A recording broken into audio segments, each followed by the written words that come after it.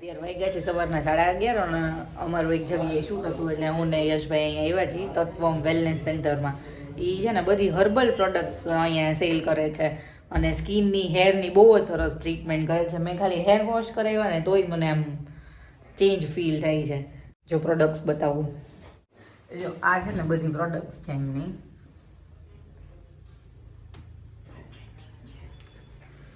હા, અને મેં સૌથી પહેલાં છે ને અહીંયા આવીને ટ્રાય કર્યું હતું મોઇશ્ચરાઇઝેશન અને આ મેં લગાવ્યું ને તો ઇન્સ્ટન્ટ આમ સ્કિનમાં ઉતરી ગયું અંદર. તમે મને કહેતા હતા એ શું હતું કે આપણે જે બહારથી બીજા કોઈ મોઇશ્ચરાઇઝેશન લઈએ એના આમાં શું ફેર પડે?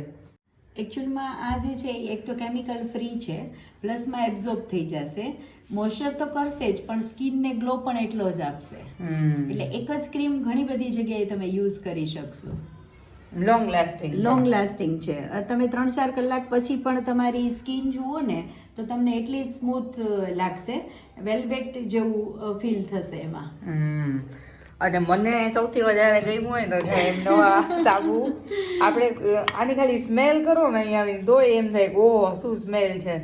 રોઝ પેટલમાંથી બનાવ્યો છે આ, કોલ્ડ પ્રોસેસથી બનાવે છે, રાઈટ? એકચ્યુઅલમાં એ નેચરલ વસ્તુની આજ તો કમાલ છે કે તમે જોયું ને અત્યારના જેટલા આપણે ફેસ પેક કે જે કાંઈ પણ યુઝ કર્યું એના, કારણ કે આમાં તમને એમ થાય કે આમાં કંઈક એડિશનલ આપણે ઓઇલ યુઝ કર્યું હશે ફ્રેગ્રન્સ માટે, પણ જે આપણે બધા પાવડર ફોર્મમાં જે છે એની બી તમે ફેસ પેકની ને સ્મેલ કરી તો એ બી નેચરલ જ છે, તો એમાં તો કંઈ યુઝ કર્યું જ ના હોય. પણ આપણા હર્બ્સની એટલી તાકાત છે અને રિઝલ્ટ ઓરિએન્ટેડ હોય છે.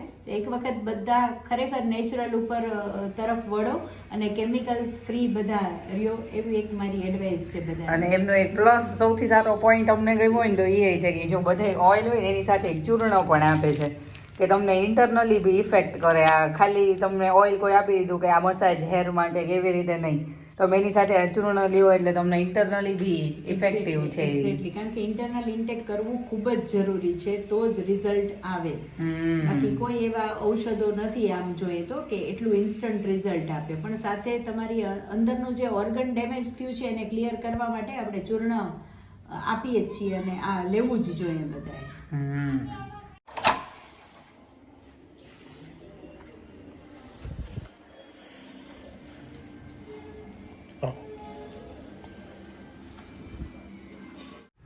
બહુ ખોલતા વાર લાગે. વટાણા બટેટાનું કર ને. વટાણા ફ્લાવર ટમેટા બટેટાનું કરવું હોય તીખત લાગે તો શું થાય? કા ફ્લેવર ને કા વટાણા બટેટા. તમે ક્યાં જે એવા ઈ તો કયો? મેં બ્લોગમાં લીધું છે. એમ? ઓહો. બાબુજી એમ કે છે ઓલા બધીમાં વાર લાગે વટાણા બટેટા. બીજું બેન આપણી પાસે સાડીના તો ખજાના છે કે એક હાથમાં આવે એટલે કન્ટિન્યુ ઈ જ પહેરવાની. એવું કઈ નથી તો જે કરવું હોય રોજ ફરતા ફરતા સાફ કરે. હું સાડીની વાત કરું છું. સાડી આ કેટલા દીથી લગભગ હું આજ પહેરતા જોઉં છું તમને. બનાય ગરમી નીકળી છે ને, હા, એટલે એમાં છોલાય એટલે આજ સાડી ફાવે છે. એટલે જે કુણી સાડી હોય ને, આપણે નવી સાડી હોય જરા કોલી હોય, કુણી સાડી પહેરીને તો તમારે વટાણા બટેટાનું શાક ભાત ખવાય છે? મારે કાંઈ નથી ખાવું. શાક ભાત તો ખવાય નહીં. એમાંથી એક ઓલું ઢાંકણું ગોતીને ઓની માથે ઢાંકી દે. શેનામાં? ઓલું પોપાયું સુધાયું છે અને ઠારી લાગજે. હા, તમે કોલમ ન જાય કારણ કંકુ પી ગયા કે તોય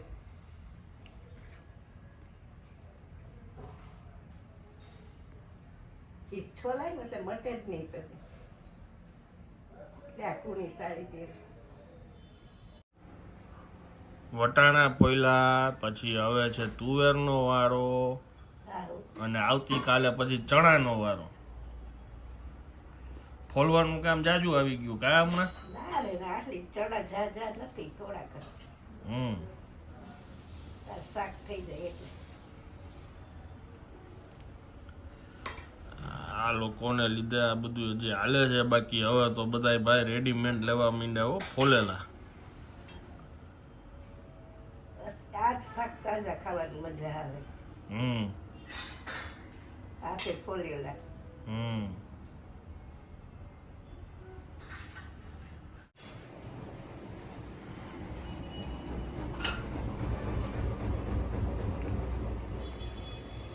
શું કરો છો? રસોઈ બટાકા બટેકાનું શાક ભાત ને રોટલી. ઓકે.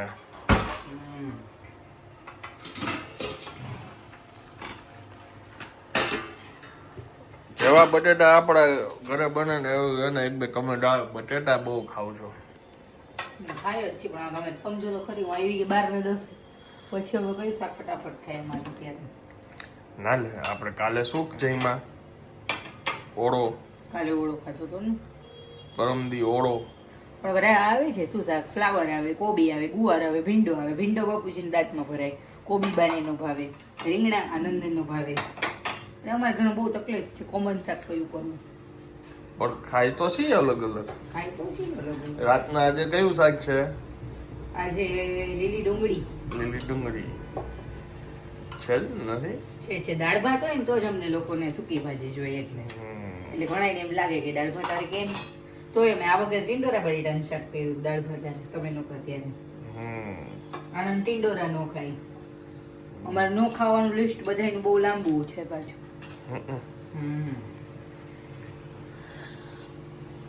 આ તેલનો ઉપયોગ કેદી કરશું? કઈ જાય? કાળા તલનું તેલ આવેલું છે, હજી કોઈ હિંમત નથી કરતું.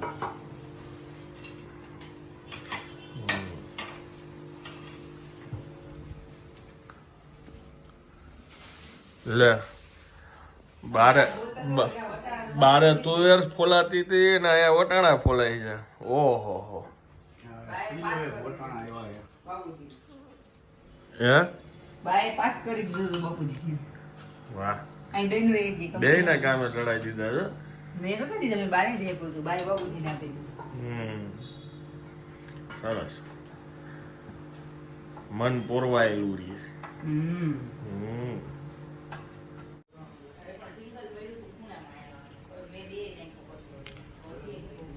પપૈયું ખાવાનું ચાલુ કર્યું. પ્રસાદનું થયેલું. ઓકે, સરસ. લ્યો, કાંઈ જોઈ છે? કાંઈ જોઈ છે બીજું? કાંઈ નથી જોતું, બધું મૂકીને જ ગઈ.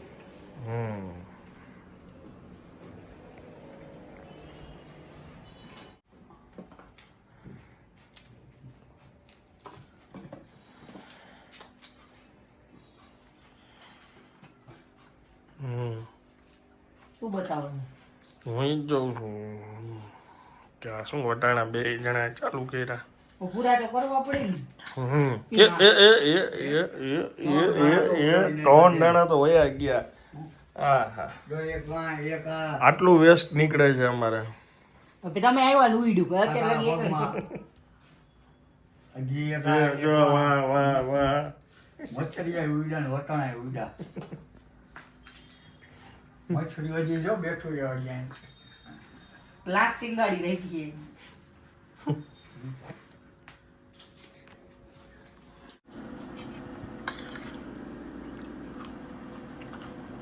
કેવો લાગ્યો શાકભાજી? સરસ.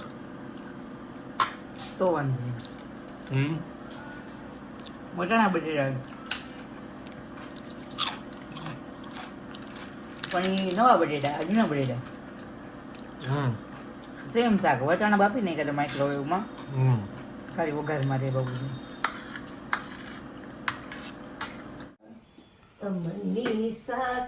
બાને તો પૂછો જ ને, બાને ખાય મામા પ્રેમેથી પ્રાર્થના કરીએ.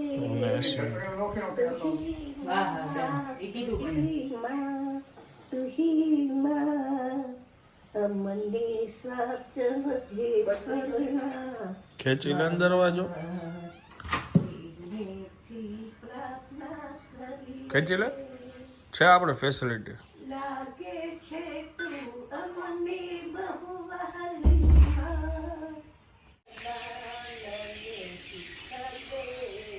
ફાટ ડરાનો ટાઈમ જ વિડીયો ચાલુ હો. રોજ પડે ને તમારી ફેવરિટ વસ્તુ આવી ગઈ. ગરમા ગરમ ઘૂઘરા. ચલો આયા આય રે ટીપાએ ગોઠવેલી છે ચટણી હું કાઢવાની છે આ ઈ તો કાઢી લે ડાયરેક્ટ કોથમીર નાખી દેવું ડીશમાં તો આપી જ દો કઈ ઢોરાઈ જાય ને ચલો નહીં યાર ચલો બસ ચટણીઓ ખાલી વાટકીમાં કાઢવાની કીધી તમે ડીશમાં આવી છે સરળ ગણાય એવા જ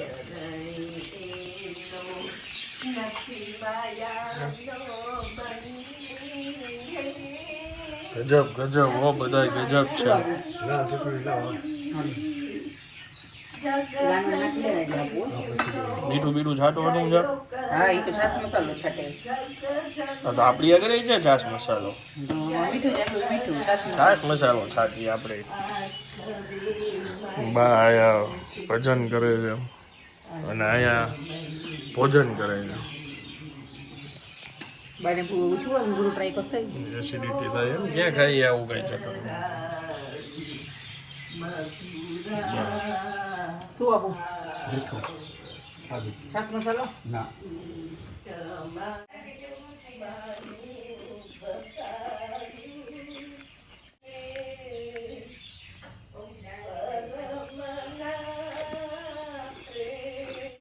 संभल के रहना अपने घर में छिपे हुए गद्दारों से ચાલો હવે હું આ બ્લોગને વિરામ આપું છું વિડીયો જો પસંદ આવે વિડીયોને એક લાઈક આપી દેજો મળીએ આવતીકાલે નવા બ્લોગમાં ત્યાં સુધી જય હિન્દ જય ભારત